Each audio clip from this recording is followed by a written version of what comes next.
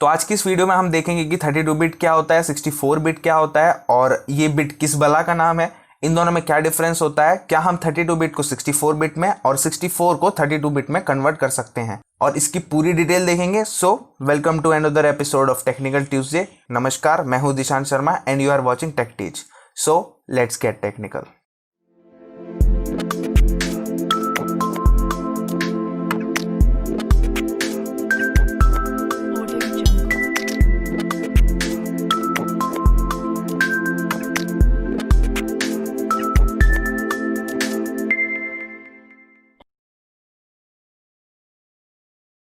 तो इस वीडियो का लाइक एम रखते हैं 30 का। आई नो कि आप लोग पूरा करा दोगे। अगर कंटेंट पसंद आए तो चैनल को सब्सक्राइब करके उस बेल आइकन को दबाना मत भूलना। अब वीडियो को शुरू करते हैं। तो आपने काफी जगह ये टर्म सुनी होगी, 32 बिट 64 बिट, 32 बिट का प्रोसेसर, 64 बिट का प्रोसेसर, 32 बिट की विंडोज, 64 बिट की विंडोज, अलग अलग 32 बिट और 64 बिट की सॉफ्टवेयर्स। तो पहले इनके बारे में बात कर लेते हैं कि आखिर ये हैं क्या। तो ये दोनों हमारे आर्किटेक्चर टाइप होते हैं। तो भाई ये चीज स्टार्ट कहाँ से हुई? तो देखो, पहले हमारा आया था प्रोसेसर। तो अब उस प्रोसेसर पे चलाने के लिए आया ऑपरेटिंग सिस्टम, वरना आप खाली प्रोसेसर को देख के क्या ही करोगे। अब ऑपरेटिंग सिस्टम पे भी आप कुछ चलाओगे तो उसके लिए फिर बने सॉफ्टवेयर्स। तो बेसिकली ये तीनों ही दो टाइप के होते हैं, 32 बिट और 64 बिट। तो अब हमें ये तो समझ आ गया कि इसका मतलब क्या होता है। अब बात कर लेते हैं कि ये बिट क्या भला है और फिर आपको 32 बिट और 64 बिट का मतलब डीप में समझ आ जाएगा। तो वीडियो को स्किप मत करना, बिल्कुल एंड तक देखना, बहुत काम की इन्फॉर्मेशन मिलने वाली है। तो बिट हमने थ्योरी में पढ़ा है कि ये स्मॉलेस्ट यूनिट होती है कंप्यूटर की, पर ये तो किताबी भाषा है। तो आपको ये तो पता ही होगा कि कंप्यूटर सिर्फ 0 और 1 की भाषा ही समझता है। तो जो बिट होती है ये इसी को बोलते हैं, या तो 1 या 0।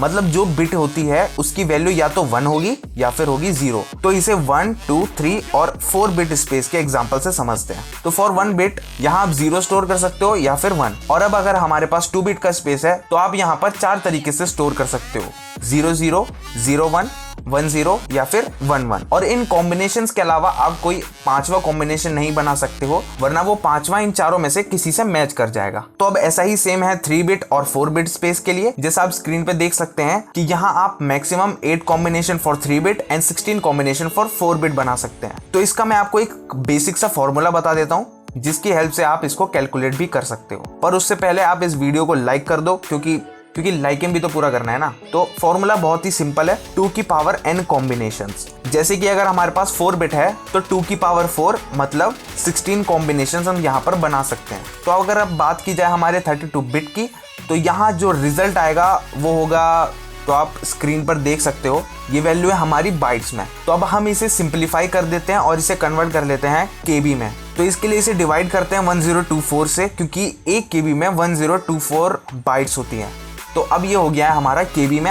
अब फिर से इसको डिवाइड करते हैं 1024 से और अब ये हो गया है एमबी में, क्योंकि 1 MB में 1024 केबी होती है। और अब इसे एक लास्ट बार 1024 से डिवाइड करते हैं तो इसकी वैल्यू आती है 4 GB। इसका मतलब है कि जो हमारा 32 बिट का प्रोसेसर होता है वो सिर्फ 4 GB तक की रैम सपोर्ट करता है। और आज की बात की जाए तो 4 GB रैम में कुछ भी नहीं चल सकता। तो इस प्रॉब्लम को सॉल्व करने के लिए इंट्रोड्यूस किए गए 64 बिट के प्रोसेसर। तो अब अगर मैं आपसे पूछूं कि 64 बिट के प्रोसेसर कितनी रैम सपोर्ट करेंगे, तो शायद आपका जवाब होगा कि 32 बिट 4 GB करता है तो ये 8 GB करेगा, जस्ट डबल कर दो।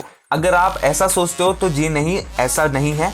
मैंने आपको बताया था कि 2 की पावर n होती है। तो इसे कैलकुलेट करके सिंप्लीफाई करके जो वैल्यू आएगी वो है 16 EB, यानी कि 16 एक्साबाइट। अब मैं आपको जरा EB की कैलकुलेशन बता देता हूँ। तो 1024 GB मिला के बनता है 1 टेराबाइट और 1024 TB मिला के बनता है 1 PB 1 पेटाबाइट और 1024 पेटाबाइट मिला के बनता है 1 EB। और 64 बिट सपोर्ट करता है 16 EB तक की रैम। तो अब आप समझ सकते हो कि आप यहाँ जितनी चाहे रैम लगा लो फिर भी आप इसे भर नहीं पाओगे। तो जब 64 बिट के प्रोसेसर आ गए तो उनके लिए आई 64 बिट का ऑपरेटिंग सिस्टम। अब इस ऑपरेटिंग सिस्टम के लिए आए 64 बिट के सॉफ्टवेयर्स। तो मैं एक बात और आपको बता देता हूँ कि बहुत बार लोग आपसे पूछ लेते हैं कि सबसे पहले 64 बिट का प्रोसेसर किसने लॉन्च किया था, इंटेल ने या AMD ने। तो ज्यादातर लोग का आंसर होता है इंटेल ने। तो आप बिल्कुल गलत हैं। सबसे पहले 64 बिट का प्रोसेसर AMD ने लॉन्च किया था 2003 में एथलॉन और ऑप्टेरॉन नाम से। तो अब आप बोलोगे कि वाह भाई 64 बिट तो बहुत बढ़िया है, इसकी स्पीड तो कतई लाजवाब है। तो मेरा जवाब है नहीं।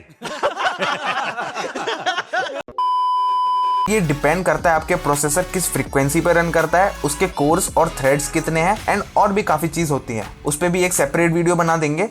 लेकिन अगर आपका सिस्टम स्लो है और लैग करता है तो उसके काफ़ी सारे तरीके होते हैं उसे ऑप्टिमाइज करने के, उसकी स्पीड को इंक्रीज करने के। तो आई बटन और डिस्क्रिप्शन में मैंने एक मेरी ही प्लेलिस्ट का लिंक दिया हुआ है, उसमें टोटल 3 वीडियोस हैं और आप उस वीडियो में बताए मेथड्स को फॉलो करते हुए अपने कंप्यूटर की स्पीड को इंक्रीज कर सकते हो। और इस बात की मैं गारंटी देता हूँ क्योंकि मैं भी यही चीजें यूज करता हूँ, तो आप उसे देख सकते हो। अब वीडियो को कंटिन्यू करते हैं और नेक्स्ट क्वेश्चन पे चलते हैं कि क्या हम इन्हें आपस में चेंज कर सकते हैं। तो मेरा जवाब है बिल्कुल नहीं। ये बिल्कुल पागलों वाला सवाल है। अब आप मुझे बताओ कि क्या आप ट्रक में बाइक का टायर लगा सकते हो? नहीं लगा सकते ना।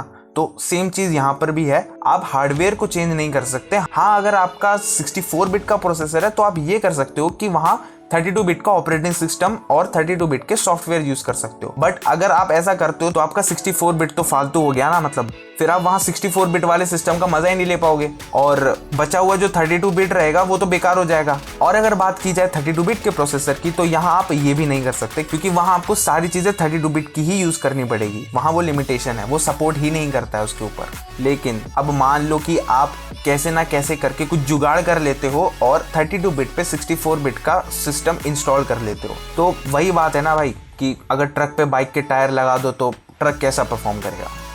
वही सेम चीज सिस्टम के साथ हो जाएगी। फिर अगर वीडियो पसंद आई तो अभी तुरंत लाइक बटन दबा दो और ऐसे ही कंटेंट देखने के लिए मेरे चैनल को सब्सक्राइब करके ऑल नोटिफिकेशंस को ऑन कर लो और मेरे 500 सब्सक्राइबर का गोल को जल्दी से जल्दी पूरा करा दो। आपके लिए तो ये कोई बड़ी बात नहीं है ना, मतलब जस्ट पीस ऑफ केक। तो डिस्क्रिप्शन में आपको प्लेलिस्ट की लिंक मिल जाएगी, चेकआउट जरूर करना। और मुझे सोशल मीडिया पर भी फॉलो कर सकते हो, उसकी लिंक भी आपको डिस्क्रिप्शन में ही मिल जाएगी।